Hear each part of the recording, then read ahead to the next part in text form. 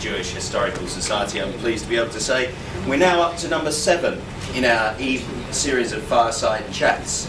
And thank you very much for coming this evening. I see lots of people who've been here both to watch and listen to our Fireside Chats, but also some well-respected and applauded participants, mainly here on the front rows, from Vivian and George and Ruth. And we're very, very lucky to have everybody here tonight. Thank you for coming. Those of you who can put up with it, I'll just tell you a little about the Jewish Historical Society again. Registered society, licensed under the Society's ordinance in Hong Kong. Main objective is to promote the collection, study and preservation of historical materials relating to the history of Jewish people and Judaism in Hong Kong and China. We therefore and dirty microphone switches.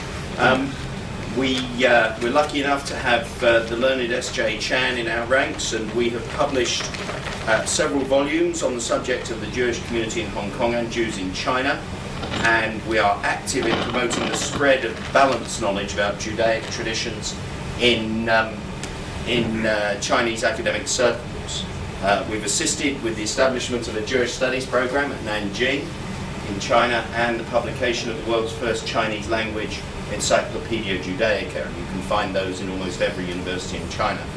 We are led by respected Chairman Green, as SJ calls Julie there, and we are lucky enough to have a pretty active committee, and also the help of members of the wider Jewish community in Hong Kong, including the lovely Sharon Sir, who's known to most of you as President of the UJC, and who tonight will be helping Raymond Bera tell us about his life and times and the life and times of his family in China and Hong Kong. So I hope you'll all join me in making them welcome.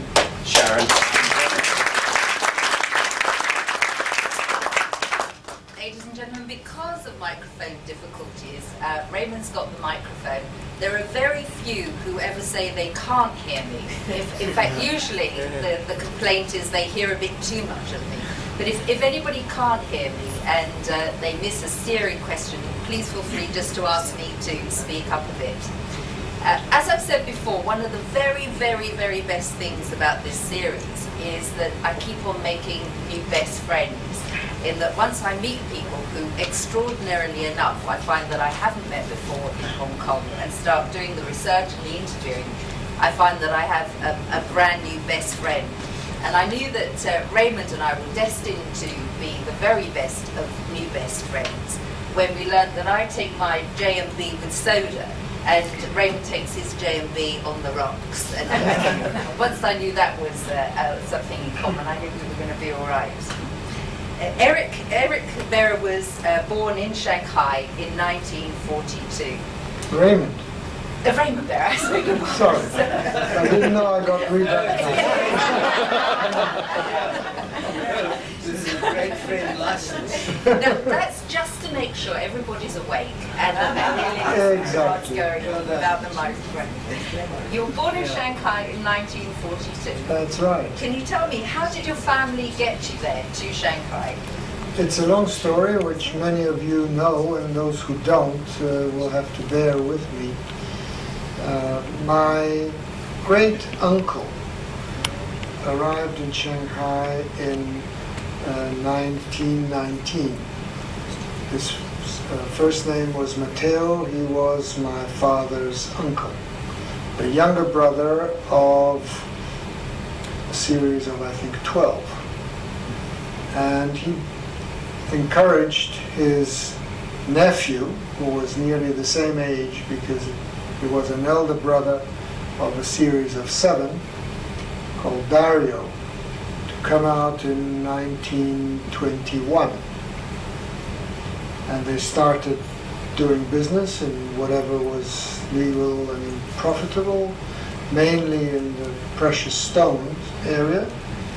And since the business was developing nicely, they encouraged my father, who was the younger of the series of 7 or 8, to come out to Shanghai in 1925. Your father was Albert, Yes, and your father was about 18 years of age when that's he came right, to Shanghai. yes. Your name is Bera, but I understand the original version of your name was Bera. The family is a Baraha family, and it changed, unfortunately, with me, because when I became Swiss, the Swiss government insisted that I, quote, give my name a French-sounding spelling. And since the HA is not pronounced in French, and when I was in school I went through all sorts of pronunciations because it was murder for my friends to call out Baraha, so it went from Beraha to Bera'a to Berara to Berola, whatever. So finally I thought, well, I might as well chop it off. How it pulls you into Spanish roots, is that right? You've been able to trace your roots back to the Inquisition? Yes, on my father's side it goes back to the Inquisition, and what is quite surprising is that later on my uncle had a Spanish passport and my father had a Portuguese passport. Now how they managed to do that I never knew, and I certainly never will, but I think that's a testimony that there was an Iberic peninsula which encompassed both, and that's where the family originally comes from. And have you learnt anything of the route that your family took upon leaving Spain after the or during the Inquisition? It was quite a troubled route, but it seems that they went first to Turkey, and my uncle was born in Constantinople, which now is Istanbul, and my father was born in Salonika. So at some point in time, due to the wars and whatever, the family moved down to Salonika, and we later heard from various sources, one of which was the Grand Rabbi in Geneva who married us, that the family was actually quite known in Salonika among the Jewish community. And do you know when your family left Greece? Not exactly. What I do know is that my father went to school, his secondary and later studies in Vienna. So it must have been probably just before the First World War or something like it. And they moved from Greece to go To Vienna. which is where your father stayed until he's moved to Shanghai. Yes, and his parents stayed there, I believe, up until the early 30s, and then moved to France and lived in Paris. So your father made this big move to join his older brother, much older brother. Dario was about 10 years older than At your least father. 10, 11. And his uncle Matteo. And Matteo was what sort of Matteo age? was about Dario's age. In other words, they both were born somewhere at the end of 1898 or 99, something like that. And so the two brothers and their uncle settled in Shanghai and Yes. started to develop the business. Yes. And something pretty major happened to them in 1932, which presumably changed the fortune of the business. Can you tell us a bit about that? Well, in 1932, they acquired the agency for the Swiss watch brands Omega and Tissot, and really built on that, opened up offices in Tianjin and other places, Beijing. Later on, just before the war in Hong Kong, was an outpost with, I think Hong Kong had, 200,000 or 250,000 people at that time, a very small number. So it was just an outpost, but it was the seed which then allowed them to develop much later on in the early 50s. And Is today our business. And still you work with the Omega? No, the company is still there, and we do all sorts of things, but the Omega and Tissot agencies were handed over in 1990. 1995, because our last 12-year contract was signed just after Margaret Thatcher fell down the steps in Beijing. And at that time it was already known that 97 represented a very specific deadline, and Omega at that time said, well, this is your last contract. But when we handed over, we had been the last surviving independent general agent in a major market. Some smaller markets remained, but we were the last ones of a major market. And we handed over actually after Japan. Though Japan had nothing to do with 97, but it was part of the strategy of verticalizing the distribution. And all that acquired from 1932 in Shanghai. Your father and his brother and his uncle, did they work only exclusively in the business? What did they call their business in Shanghai?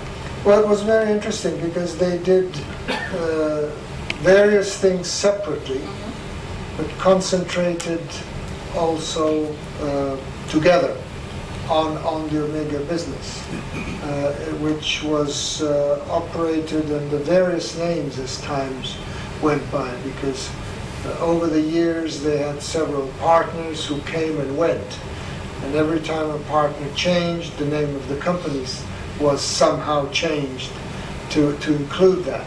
So there have been all sorts of names which included the word agency or excluded the word agency, agency and partners, partners and agency, affiliated agencies. There's all sorts of different names.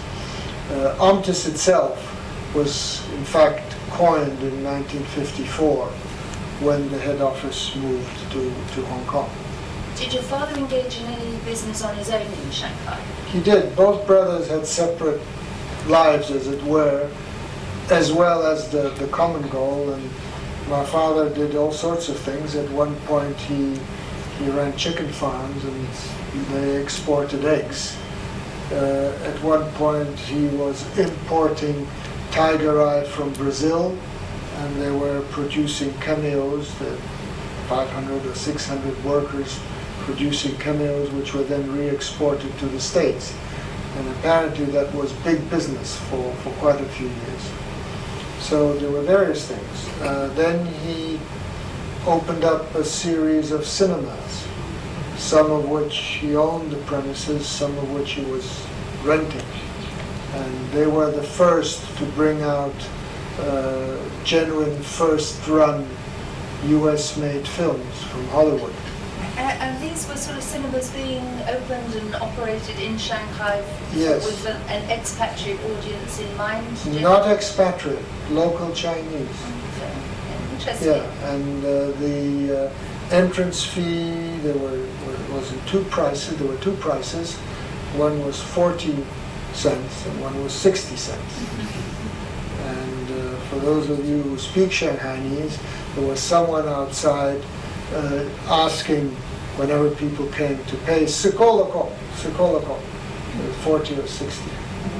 And some of the buildings, the cinema buildings your father owned and others... Not the building, but the premises. Right. Not the entire building, unfortunately.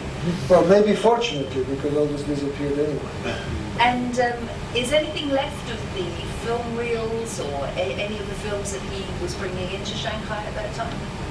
There were some reels left in our go-down in Kowloon.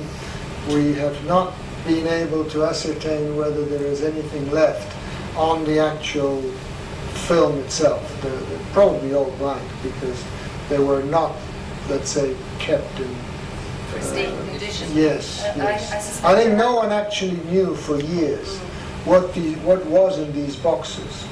And my father left in '67, just before '67. The boxes were labeled AB, Albert Bera, and no one touched them until I found them once by chance. So I can't guarantee what's on it. I'm not even sure whether they're still there, because obviously there have been a lot of changes in the office and Sure. a lot of cleaning up. Well, I suspect if ever you need a volunteer, if you invite Howard Elias round to the community, he'll be very happy to start digging around. Well, I'll have someone check whether the boxes are still there, and if they are there, Howard is welcome to come and have a look. That would be a great series, actually, as part of your film festival, to have some of those from Shanghai would be great. Now, your parents, they met and married in Shanghai. Yes. Tell us a little bit about your mother. Where had she come from? Oh, my mother came from a totally different side. Her family came down from Russia via Manchuria. She was born in Irkutsk and grew up in Harbin, and then they came down to Shanghai, and that's where the young couple met and married. Actually, 1932 was quite a big year, as you mentioned, because if I recall right, they married around that time. And you were born 10 years later, so they Yeah, I'm a late comer. And you were an only... I wanted to be sure the time is right, you know. and to make sure that you had centre stage, because you were an only and much treasured child, is that right? No brothers or sisters? Well, I turned out to be the only one. I'm not sure it was intentional, but I was born during the war, and the war really spelled trouble, so it was not the right time to have the family grow. And after the war, the marriage was a bit chaotic, and the fact that we moved out of Shanghai didn't help. So I guess there was no chance for someone else to show up as a brother and sister, no matter how much I asked for one. Your mum was in her early 30s by the time you were born. And at that time, you and your parents were living in the French concession in Shanghai? Yes, a road which was called Meninilu, but it's no longer on any map. If someone can help me find the present name, I could go and have a pilgrimage to that area. I understand it's all been changed now. I also understand that the boss of CITIC, Larry Young, was actually born a couple of houses down the road, and it seems we must have known each other, but neither of us really remembers that. And you haven't tried to renew the acquaintance since? Well, we meet every now and then, but I mean, can't term it as being close friends. He has his interests, and they are way beyond mine anyway. So. Can you remember anything about the house that you lived in Shanghai? It's interesting that I remember pretty well the layout of the flat. And I remember the garden where I used to play. I remember a few things salient during the war, like being woken up in the middle of the night and being brought down to the basement. I remember seeing Japanese soldiers practicing grenade throwing under our windows with what looked like bowling alley pins, wooden pins that they were throwing from one side of the road to the other. And your family didn't face any risk of internment during the Second World War? No, because we were neutral nationals and therefore left alone. And you were a young boy at this time. Were either of your sets of grandparents living in Shanghai with your parents? My grandmother on the mother's side was living in Shanghai, and as a matter of fact, during the war moved to our flat because her husband, my grandfather, passed away, I believe, a couple of months before I was born. And then, they moved in because the building where my grandmother had her flat was actually requisitioned, and there were anti-aircraft batteries installed on the top of the building. So she moved in with my parents. I remember exactly where her room was because she took over the room that was supposed to be mine. What a chick. But I understand she did something good in that she helped develop your love of cars later on. She did, and without making an advertising pitch for Wing On. This was one of our favorite destinations with her.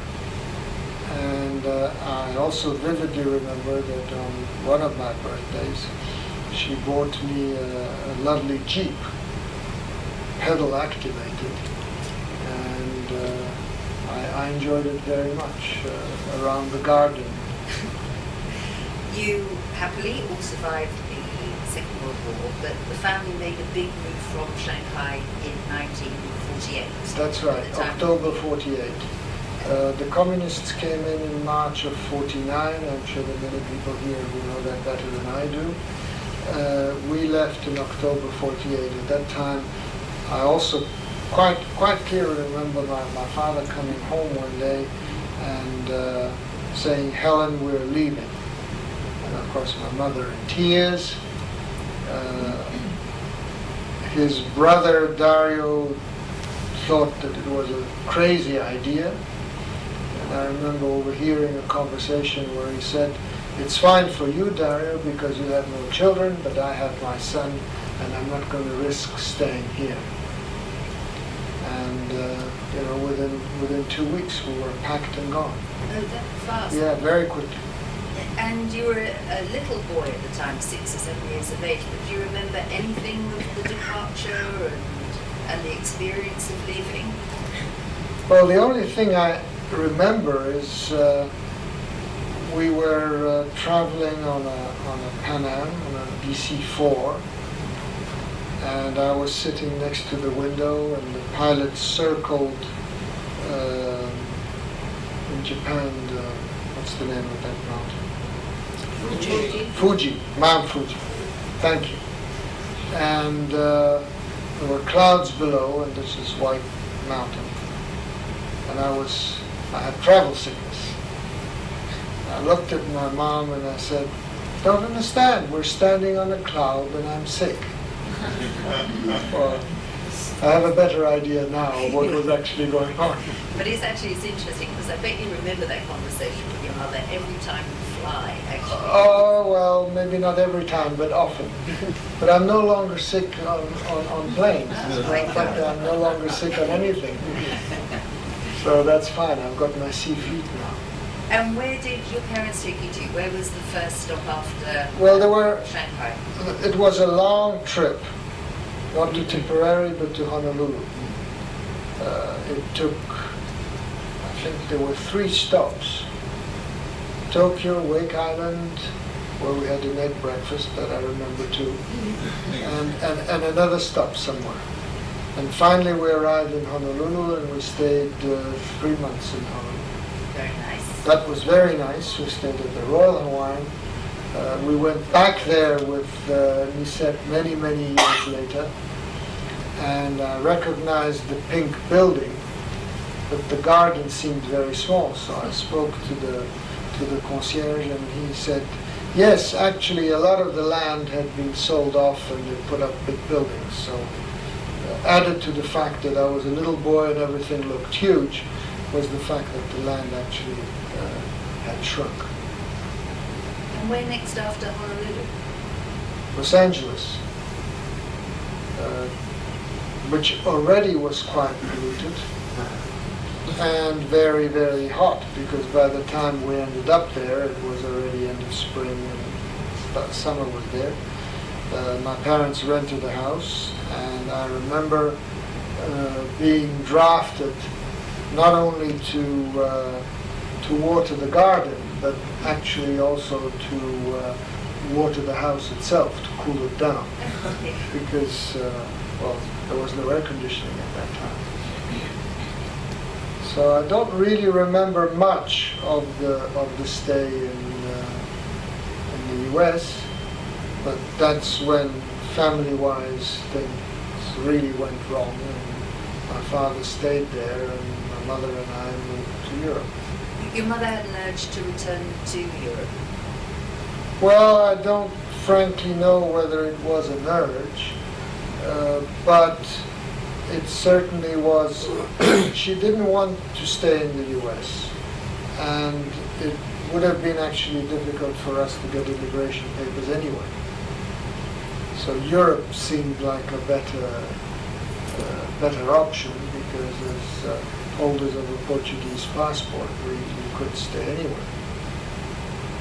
So we ended up, the first stop was Paris, and she met a number of friends there, Shanghai people in Paris, who sort of gave her some pointers on where, what, and how. And then we moved to Nice, where I actually went to school until 1952. And then in 52, she tried out Portugal, which seemed like a logical option because we had a Portuguese passport. But arriving in Lisbon, she found out very quickly that French was not Portuguese and Portuguese was not French, and therefore it was rather difficult to get along because neither of us spoke Portuguese. So I went to the French school, picked up some Portuguese, but the following summer, which was July 1953, we went for a holiday in Switzerland, where we had actually been spending summer holidays from Nice, because it was just a relatively reasonable drive up. And in 53 she decided that, well, we're going to stay in Switzerland. She spoke French fluently, so therefore there was no language problem, and the ways were a lot closer to what she was accustomed to, so that's where we stayed. And Switzerland essentially stayed your home until 1971 when you returned back to Hong Kong. That's right.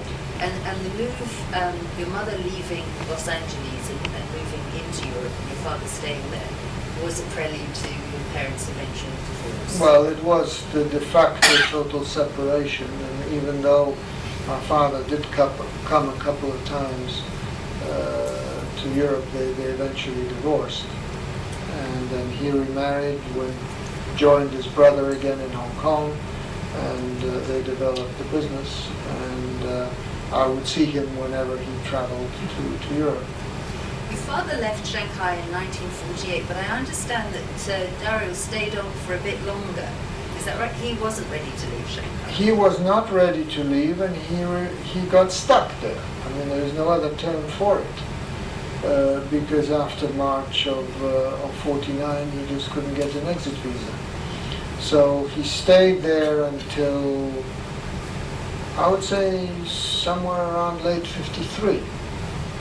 And then on the pretext of going on a business trip to Tokyo, where he actually had a business, he never went back. And he left my aunt, his wife, as hostage to get his exit visa, saying, well, look, I mean, I've got my flat here, I've got my wife, everything else, so, give me an exit visa, I have to go on business.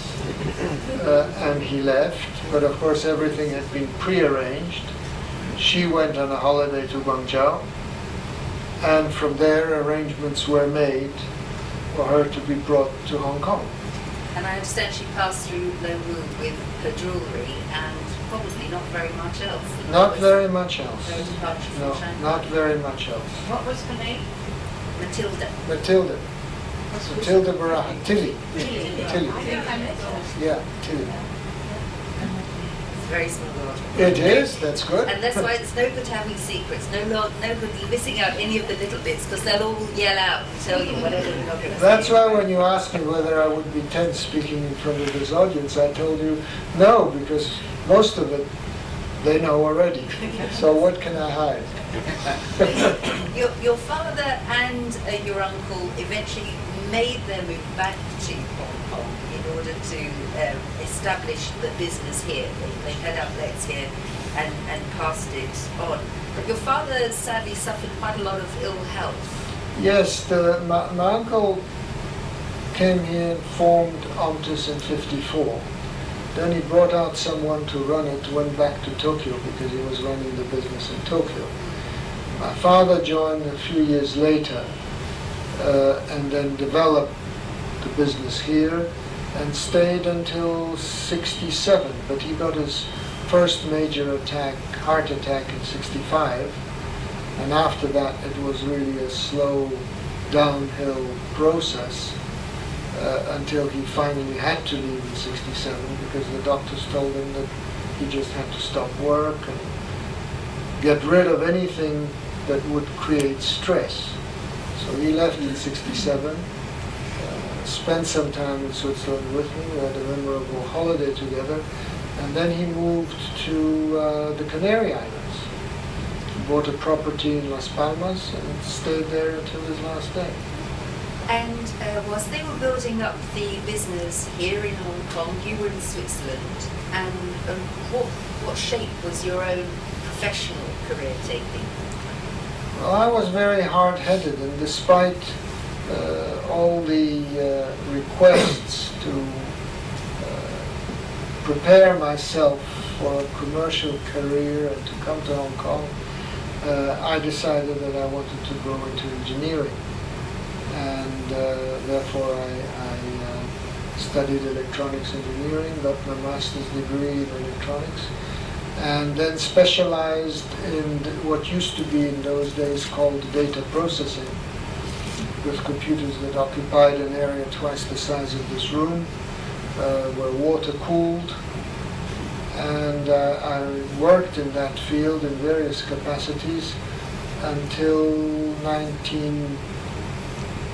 February of 71. In February of 71, we had been married for 6 months, because we married in June 1970. And we as the lovely We, that executive, you married red as a- sweatered lady down there. And in February, she was expecting our first daughter, and my uncle came to Switzerland,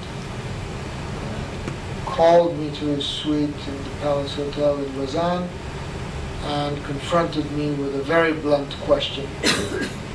Raymond, you had it your way so far, but now you know that your father left, I'm alone, and my uncle was already pushing 70, had no children, and he said, now it's the last time I ask you. Either you come to Hong Kong or I sell the business. So I said, give me 24 hours.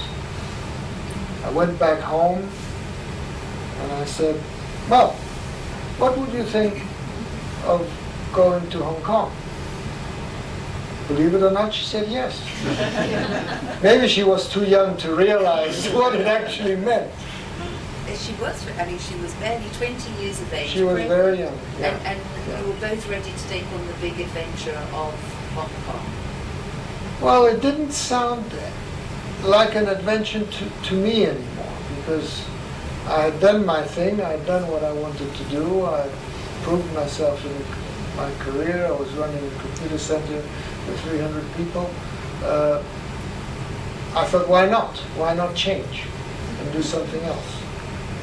And you said like you has got a good exotic foreign ancestry, and you match up in parts, isn't that correct? We do. It's actually quite surprising and ominous, because on her parents' side, the ancestry also originates from Spain, on her father's side. On her mother's side, there is a Polish connection on the east. What is also quite remarkable is that my maternal grandfather was the king of matches in Siberia, the largest producer of matches. And her grandfather on the maternal side was the king of cigarettes. Now, these two complement each other quite well. And if it had been in modern times, you can imagine what kind of a merger that would have given. It was a good merger. It's a good merger that's lasted a good many years. You came out shortly after your first child, your first daughter was born. You came first, I understand. And then I came first. I arrived on the 6th of November 1971. And apart of obviously from sinking my fingers into the business, my obvious assignment was to find a flat for the family, which I did. Where were you living originally? When I arrived, I first stayed with my cousin in Fulham. And then I found a flat in Stubbs Road, Evergreen Villa, hired a Chinese ama called Aying, which became the boss of the household. And she didn't last very long after Nisette arrived in December. What happened? Well, it was actually, I didn't find anything wrong in it, but one of the first dinners that we were having together, and she was all excited, joined her young husband and everything else. Aying brings 2 steaks, one obviously considerably larger than the other one, and points to the big one, serves her first, this was okay, but points to the big one, this one for master. So, Nisette didn't quite like the innuendo there. And after that, it was a bit downhill for Aying. So she didn't exit stage left, and Lisette did all the hiring after that, did she? Yes. After that, it had nothing to do with me and Now, you had a big... she made sure, actually, the maids were not too young and not too pretty, but that's beside the point. It was a big move. You had your background in computers, you were running a computer company. How well equipped did you feel about taking on your uncle's business and your father's business indeed? And how involved was your uncle going to remain in the whole operation?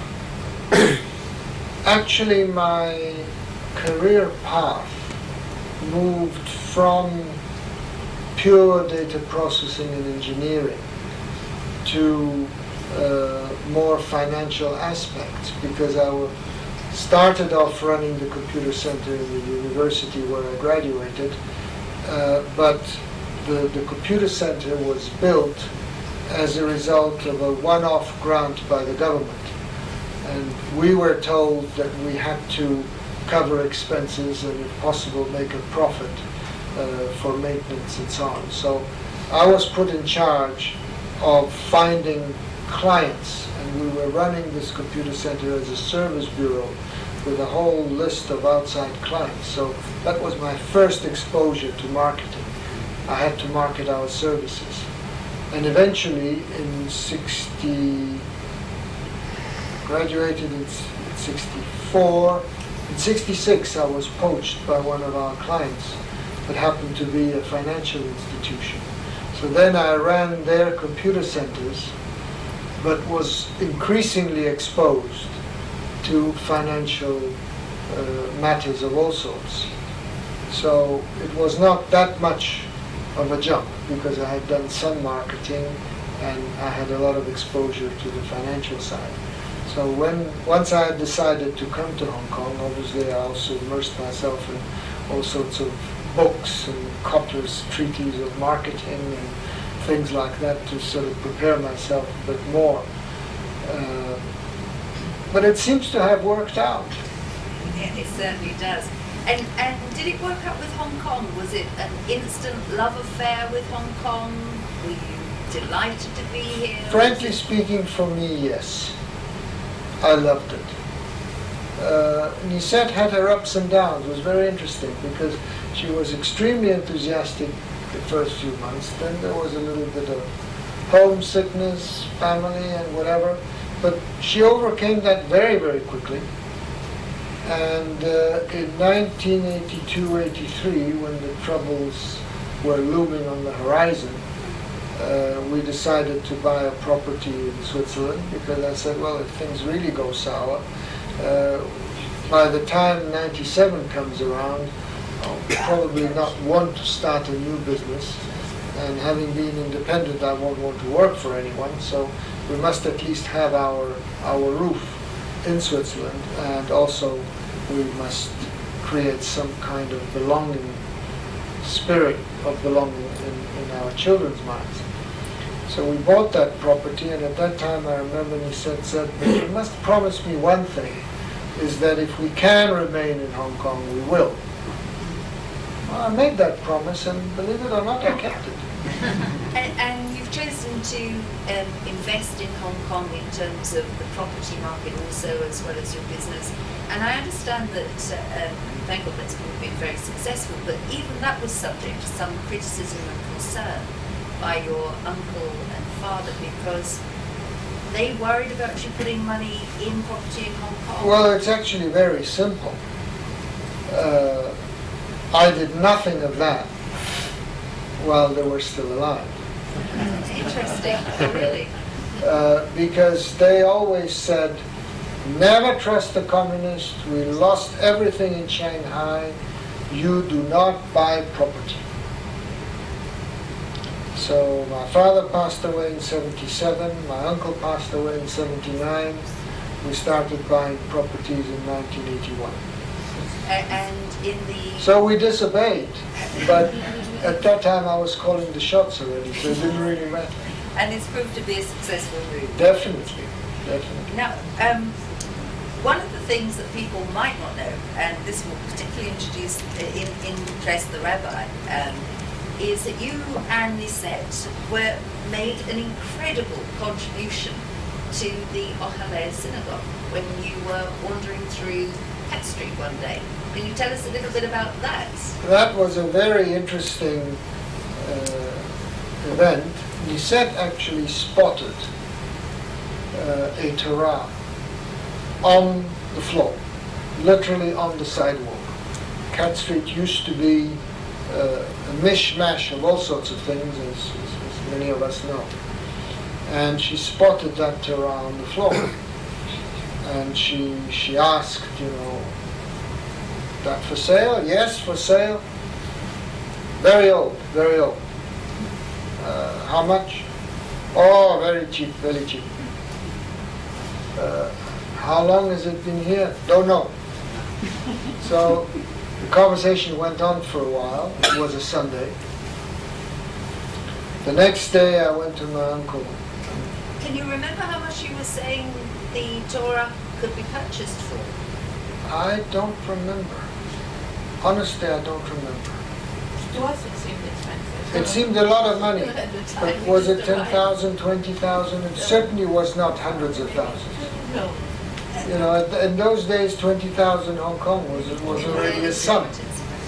So, and we didn't really know, well, we buy it and then what do we do? So I went to my uncle the next morning, which was Monday, and I told him the whole story. And I said, I would like to buy it, but then I don't know what to do. And he said, look, let me find out. So he called his friend Lord Kaduri and told him the story. And Lord Kaduri said, well, look, don't worry, Dario, just ask your nephew to tell me exactly where it is and I'll have my people handle it.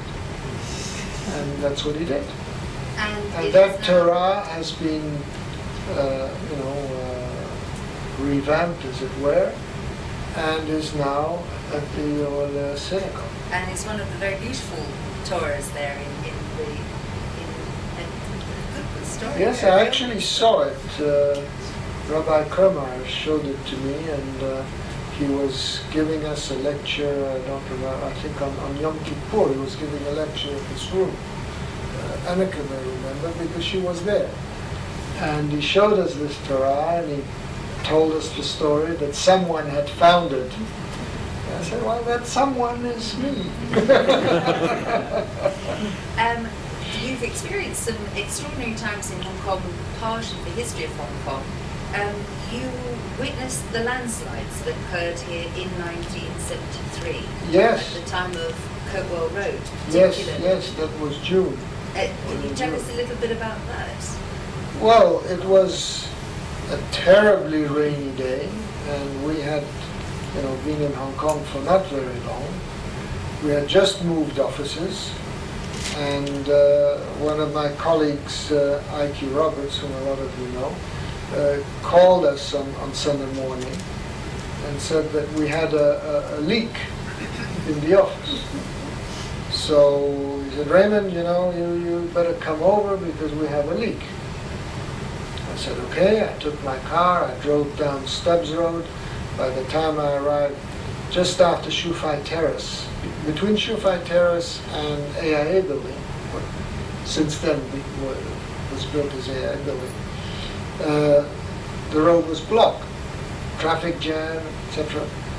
And a friend of mine, Michael Foote, was driving up Stubbs Road, so he pulled his window down, and so did I, and said, "Raymond, where are you going?" I said, "Well, I'm going to the office in Asian House." He said, "You can't go through because there's a landslide at the bottom of Stubbs Road."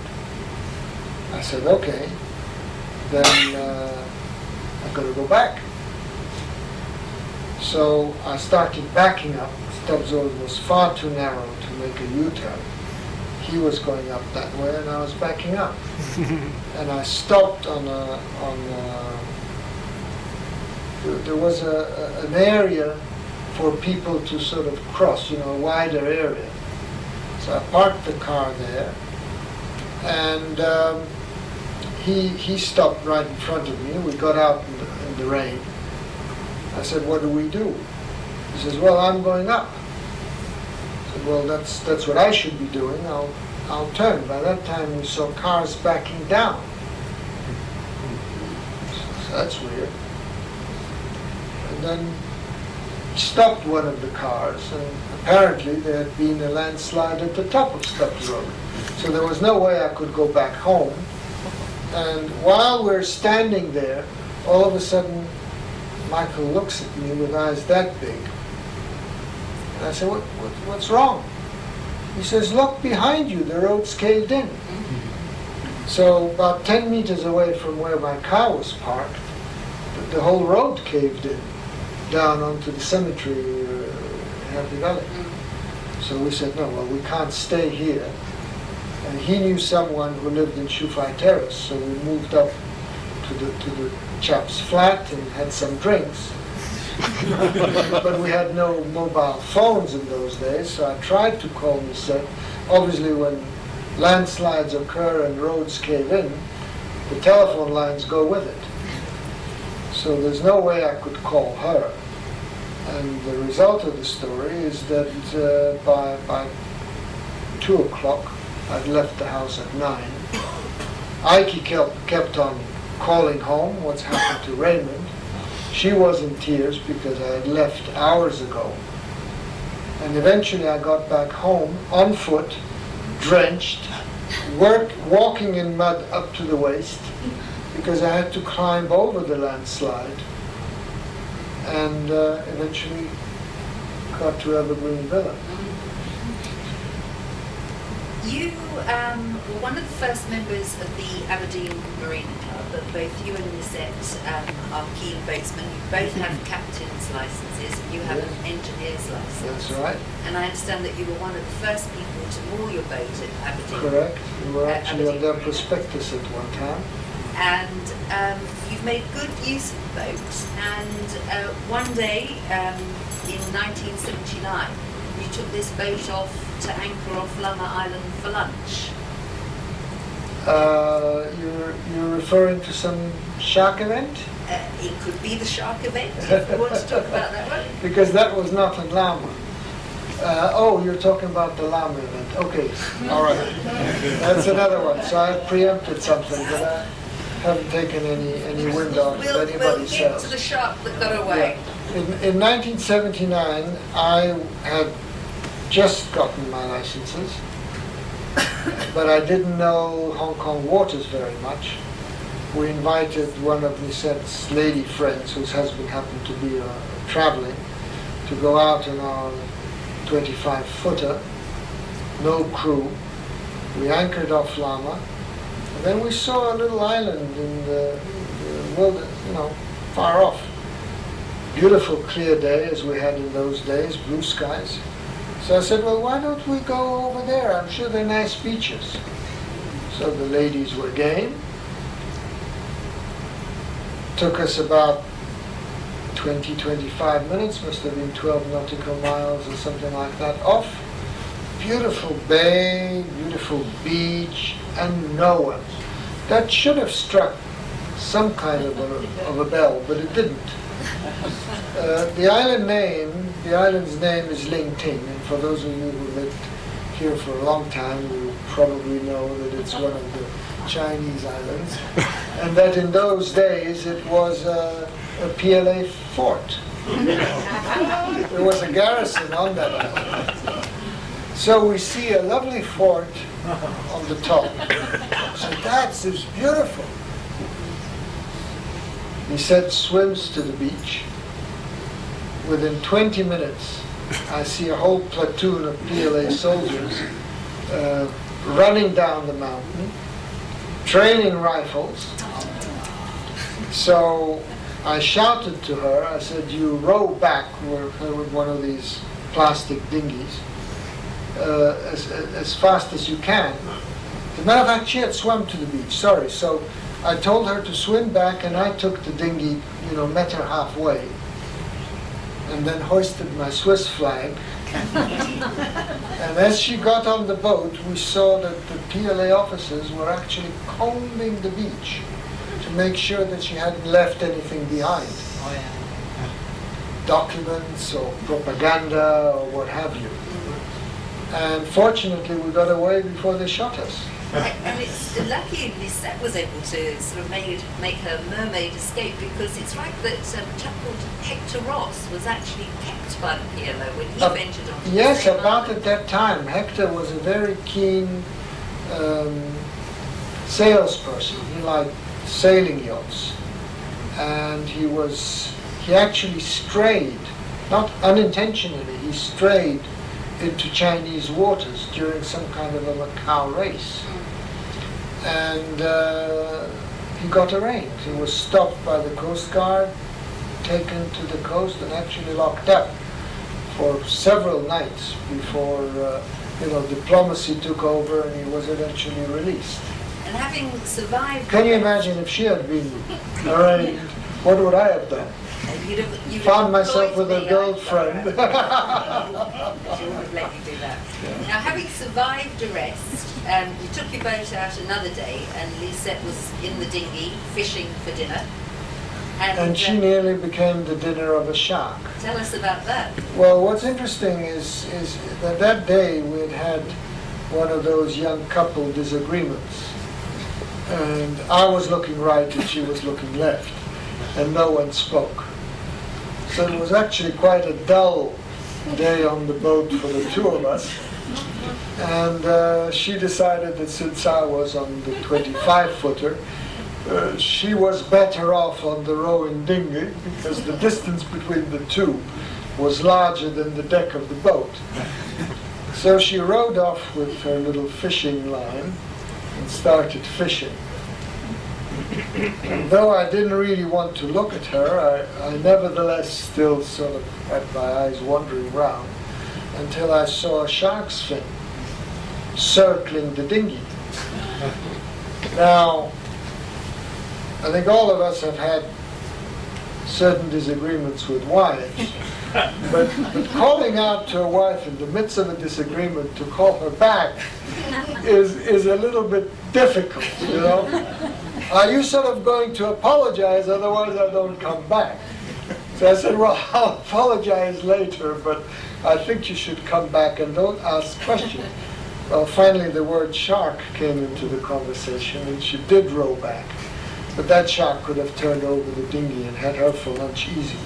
And as far as you're aware, it was a big one. I mean, I know they're all big ones when you tell a story, but I mean... It was a big one. No, it was a big one. And it was certainly 4 or 5 times the size of the dinghy, so it must have been, 12 feet, 15 feet, easy. And actually, that's not the first shark sighting you've seen. It's made me very wary about swimming in Hong Kong waters since the story. I mean, you've seen a few sharks. I've seen a few. That one was the first one. But a number of years later, must have been early 90s, I don't quite remember when the news announced that a hairdresser had been mauled and killed. We actually fished him out, or whatever was left of him, in a small bay off Saikong, where we were quietly having lunch, and there were only 2 or 3 boats there. We heard the commotion and actually saw him go under, come back up again, go under again. His friend managed to get away and swim back, but he didn't. So I called the Marine Police on my VHF radio. They came with their largest launch, so they couldn't even come close to the beach. And they did not have their speedboat because it was under repair. So they came back on the VHF and said, we see you have an Avon, an inflatable speedboat. Can we use it? I said, okay. So we went, picked them up from their launch, went to the spot where there's a 3-meter wide stain of blood. It was really quite dark, we couldn't see through. And they sort of looked a bit puzzled. There were 2 officers that looked very puzzled. What do we do next? I said, well, we've got to have a rope, and we've got to, try to fish him out. I said, sorry, no rope. So fortunately, I had a tulip anchor that served to keep the speedboat down. So we threw it down, we circled round, got the poor chap entangled in the rope, and eventually fished him out. It was not a nice sight. No, not a nice sight. And in fact, it seems to me that the waters surrounding Israel might be a safer bet for you. But I understand you've not yet visited Israel, but I'm sure there are a few here who would like to persuade you otherwise. But notwithstanding that, you and your family have been big donors, big helpers of the UIA. And you felt that it's been important to support this very important Israeli charity. Can you tell us why? Why has that become more and more important to you? Well, I would remove the word big, because I don't know whether we're big or not, but within our means we do our best. And it is a family tradition. My uncle used to donate, my father used to support, and we have maintained this tradition because we feel that without the help of the Jews from abroad, Israel may not exist one day, and that would be very tragic, because the whole of Judaism somehow rests on that. So we just want to uphold this tradition and keep on helping, keep on doing our best. And I understand you've also taken that altruistic desire one step further, in that you and Lisette are now creating a foundation that will assist people in Israel, in Hong Kong, that has become your home, and Switzerland, that was your home for roots. Can you tell us a little bit about that particular foundation? Well, we felt that we had to create a vehicle as an example for our children, so that they would carry on some of our traditions and some of the activities which we feel are right and proper. We have benefited a lot from Hong Kong, and we felt we had to give something back to the community, and of course continue the tradition regarding Israel. The Swiss side is something new. It originates with us, but we both grew up in Switzerland, studied there, and Switzerland now is where we belong, so to speak. And we would like to put something back into the community as well. Now, obviously, as long as we're alive, we can continue doing it without any vehicle, just sign the check and send it. But it seemed like it would be a good idea if we created a vehicle so that our children, in a way, felt obligated to keep that set of traditions alive. And that's what we did. We just registered the Raymond and Lisette Charitable Foundation, where we're recognized as such, and we can now use it for the purposes we deem fit. And it will be called Raymond and Nisette Foundation. Excellent. And nearly 40 years living and working in Hong Kong, can you imagine yourself ever permanently leaving this place to live elsewhere? Can you imagine yourself actually ever giving up business and retiring completely? I would like to stay in the saddle for as long as possible, for a start. And the horse that bears my saddle is here. So that's one reason.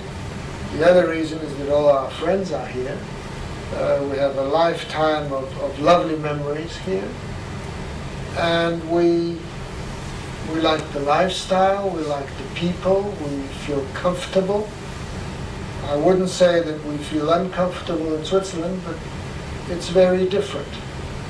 And after a few weeks in Switzerland, even though we've got our children and grandchildren there, we both feel a bit edgy and happy to get back to real life, where success is regarded to a certain extent as being something good, and you're not ashamed to have a nice car, and etc., etc., etc.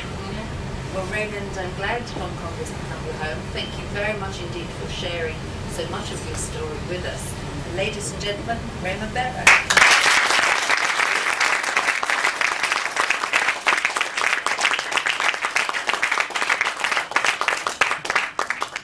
We started rather late, so you all might be hungry, but if anybody does have one or two questions, I'm sure Raymond wouldn't mind sort of fielding one or two of them off. No problem, no problem. Yes.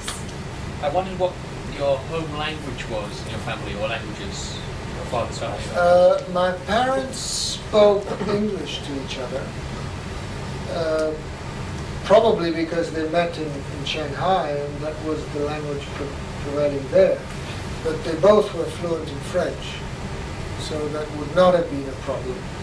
But French, in a way, started being more of our language, because we grew up and studied in Switzerland. My parents, up to the last days, spoke English to each other. Judy? Raymond, as this is the Jewish Historical Society event, I wondered what connection your uncle and father had with the Jewish community in Shanghai and then later in Hong Kong.